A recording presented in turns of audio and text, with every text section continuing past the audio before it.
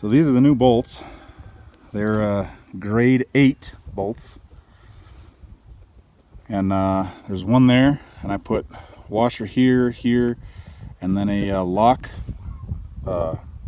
nut, and then also a lock washer.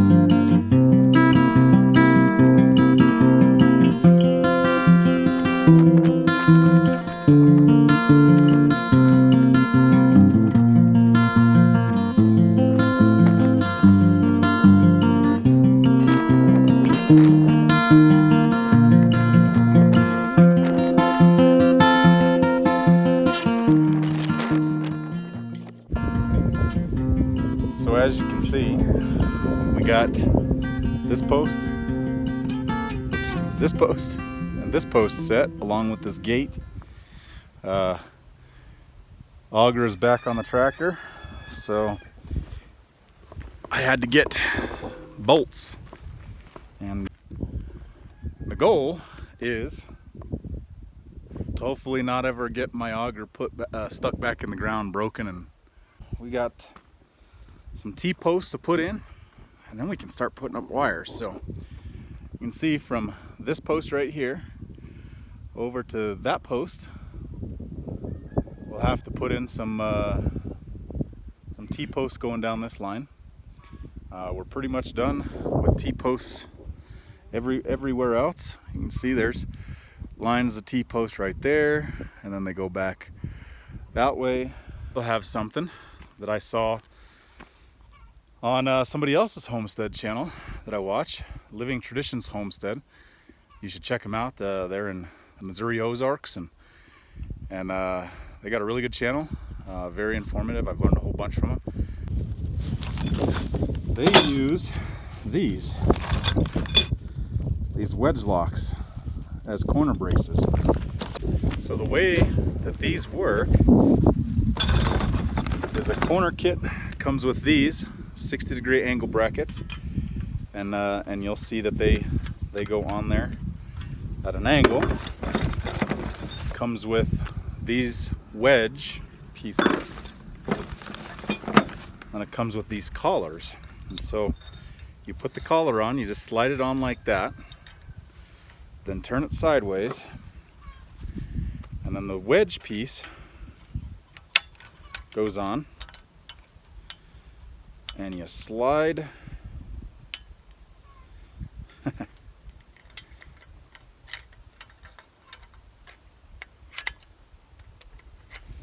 you slide that wedge piece in just like that, and it holds it in there.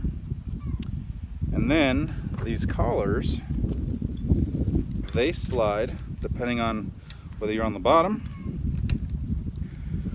or on the top. They slide in like that, and then there's a couple tabs there that you can bend to make sure it's held in place. And so this one here is a corner, and it comes with 3 of the collars. That's this piece here. It slides over the T-post. 3 of the wedges. That's what wedges the collar to the T-post. And then it comes with 4 of these 60-degree angle sockets that slide onto the collar and then hold the diagonal T-post. Well, you got one done, and pounding in 8-foot T-posts by hand is not very fun. I've got at least 4 or 5 more 8-foot T-posts to put in. I'm not looking forward to it. They're quite tall, and I got to stand up on a stool to get it done. But we're making progress, and that's what matters.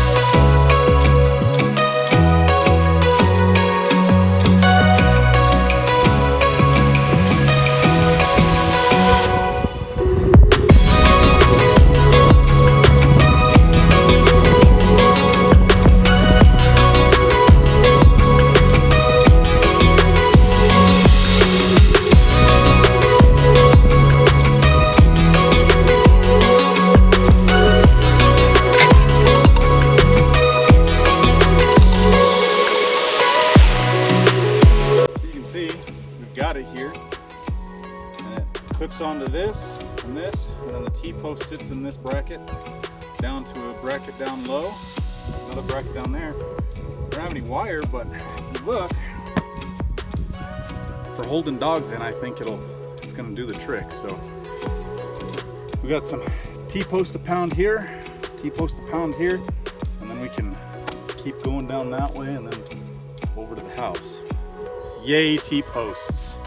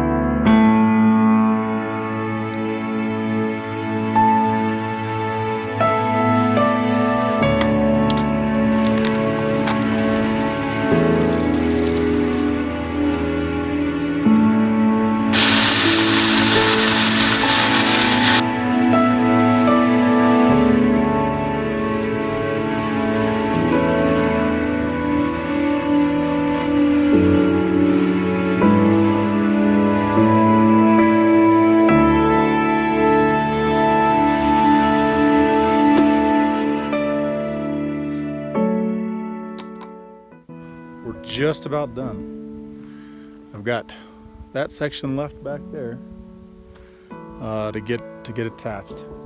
So just a little bit of a review on these wedge locks here. They add quite a bit of stability. I mean, there's no give. So obviously this way there's play because there's nothing going this way, but in line with the fence, it's really strong. The one negative I think about these is these are just aluminum and they're not strong. They bend easily, but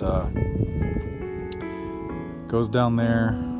And cost-wise, I'll say I don't necessarily think they're worth it. You figure you have to have at least for an H brace, you have to have at least 3 T-posts. For a corner, you have to have 5. And so we'll come over here real quick to a corner. So here's a corner. So 1 T-post, 2 T-posts, 3 T-posts, 4 T-posts, 5 T-posts. This T-post right here is an 8-footer. Now I'm jerking on it. It's strong. It's in there. And I think it'll hold pretty good. But you can kind of see, like, this is a little bent right here. It's a little off-centered and off kilter. I'm impressed with how well they're holding. Disappointed in their strength. But in line with it, it's super strong. So I am impressed with that aspect. I've got this one left to do, so I gotta attach it here, put a stretch on it, attach it up there at the corner, and then the dog run will be complete. This is probably the worst part of it right here, is just wrapping all of this around the post. It's pretty miserable. That's the most time consuming and the hardest on the hands as well.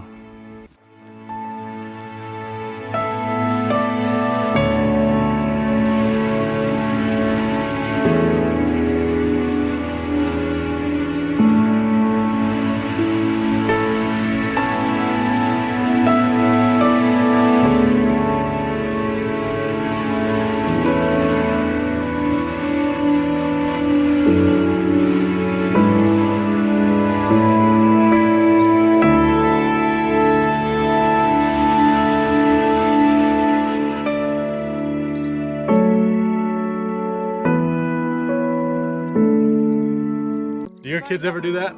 Come out to help barefoot, wearing their pajamas? I'm not wearing pajamas, they're sweatpants.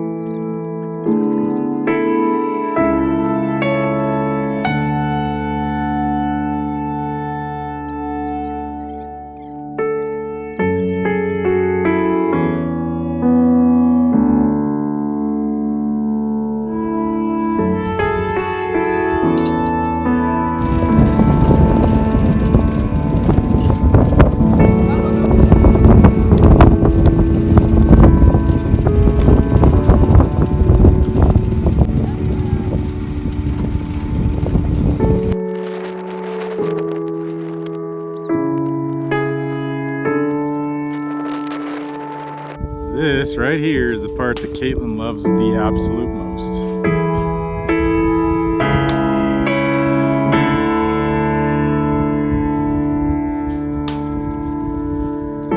She said if she could cut fence wire all day long as a career, that's all she'd ever want to do.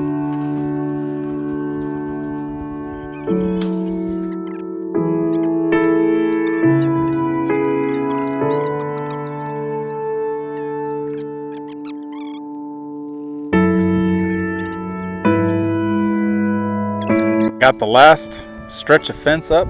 It's right behind me. I gotta clip it into the T-posts, and then we'll be done with the dog run fence. Still have to put up wire for the geese and duck run, but we're almost done.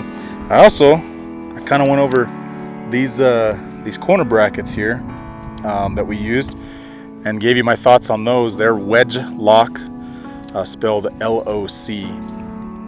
But I also bought this too, and it's a tool for the fence clips, and it's got a little hinged part and everything like that, and it works okay. It kind of saves you from having to use pliers a whole bunch. Still have to use the pliers occasionally, but it saves you. And I notice that with certain clips, it doesn't fit in there right. I don't know if you can see that. It doesn't fit in there just right, and so I have to on all these clips, and these are not every clip that I have, but just on these ones, you got to kind of bend it out a little bit, and then it'll fit in there. So, you know, again, it's a cool tool. I don't know if it was worth the money, and I don't even know what the brand is. I'll try to get the brand and put a link down in the description for this as well, and that way you can make up your own decision. I want to say I bought it just to try it as a gimmick, and I think I want to say it was like $16 or something like that, which is far too expensive. And I'm sure I could have bought it cheaper, but I saw it and I grabbed it and I was like, I'll give it a shot and see. I wouldn't buy it again. Same with these wedge locks. They're okay, but I don't know that I'd ever use them again. You know, it was worth a shot. I think they do what they're supposed to do, and they work fine. I just wish they weren't so expensive. Anyway, I'm gonna clip the rest of this fence up, and then we'll be done with this, and still got some more fence to roll out over here.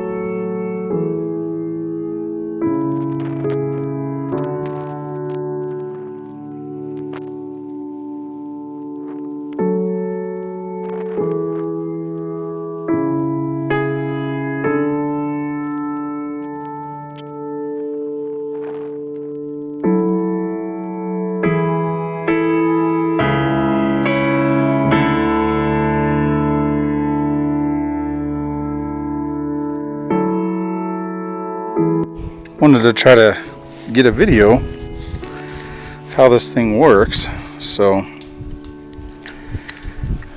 hopefully we can see here. So this is how I do it. I don't know if this is the right way necessarily, but I get that under there and I just give it a little bit of a bend, and like I said, every once in a while you still have to get the pliers out. Then I go through, and I don't know if you can see, but there's a little hole there inside of that, and so I come up through, get that in there, and wrap that around, and then I come back through here and wrap that like that.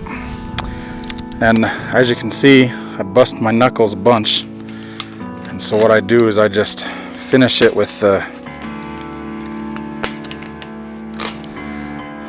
pliers, just like that, and it holds it. That's really good.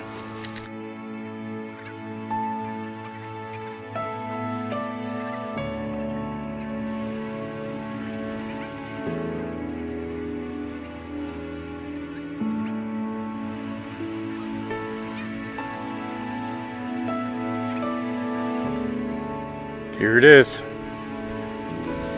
Like I said, these corners, they are pretty solid.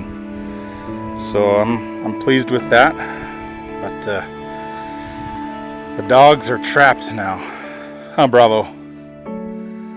So they've got this area here, goes up to the corner there, over to here, to this corner, to the deck, And then it comes around to here where we put in a nice gate. Gotta walk around all my stuff here. So we put in a nice gate here, and then goes around that way. This will be a parking area that I'm in now. To this corner, over here.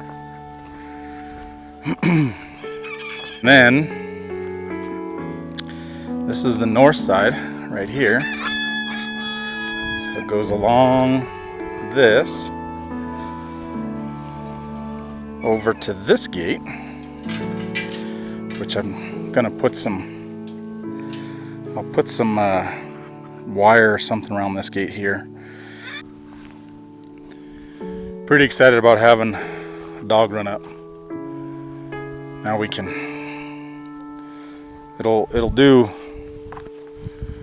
a couple purposes. Purpose number one, and obvious, it'll keep the dogs in. Every once in a while our dogs like to wander. They like to run around, and we obviously don't like our dogs running around.